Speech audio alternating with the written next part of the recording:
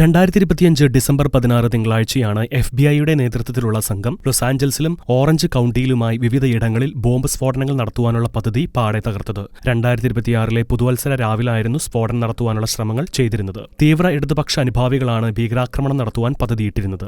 US immigration and custom enforcement ഏജന്റുമാരെയും അവരുടെ വാഹനങ്ങളെ ലക്ഷ്യമിട്ടും ആക്രമണം നടത്തുവാൻ ഉദ്ദേശമുണ്ടായിരുന്നു എന്ന് പറയപ്പെടുന്നു. 30 വയസ്സുള്ള ഓഡ്രി ഇല്ലീനി, 32 വയസ്സുള്ള സാക്രി ആരോൺ പേജ്, 24 വയസ്സുള്ള ഡാൻഡെ ഗിഫെൽഡ്, 41 വയസ്സുള്ള ടിനാലായ് എന്നിവരാണ് ഭീകരാക്രമണ പദ്ധതി, ഗൂഢാലോചന എന്നീ കാര്യങ്ങളിൽ അറസ്റ്റിലായത്. But I have many comrades who are Native American and have stories of just their great-grandmother, being put in residential schools.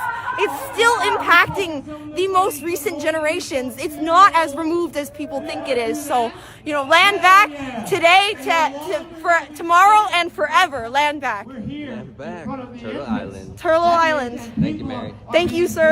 ഇതിനിടെ പ്രതിയെന്ന് സംശയിക്കുന്ന തീവ്ര വലതുപക്ഷ അനുഭാവിയുടെ സോഷ്യൽ മീഡിയ പോസ്റ്റ് വൈറലാവുകയാണ്. ലോസ് ആഞ്ചൽസിലെ അസിസ്റ്റന്റ് FBI ഡയറക്ടർ അഖിൽ ഡേവിസിന്റെ അഭിപ്രായത്തിൽ പുതുവർഷ പുലരിയിൽ ലോസ് ആഞ്ചൽസിലെ പല കമ്പനികളിൽ, ബിസിനസ് സ്ഥാപനങ്ങളിൽ സ്ഫോടനം നടത്തുവാനായിരുന്നു ഇവരുടെ പദ്ധതിയെന്ന് അഭിപ്രായപ്പെടുന്നു. ഇതിൽ മറ്റാരെങ്കിലും ഉൾപ്പെട്ടിട്ടുണ്ടോ എന്ന് അന്വേഷിക്കുമെന്ന് FBI ഡയറക്ടർ കാഷ് പട്ടേൽ പറഞ്ഞു. International desk, Shekinah news.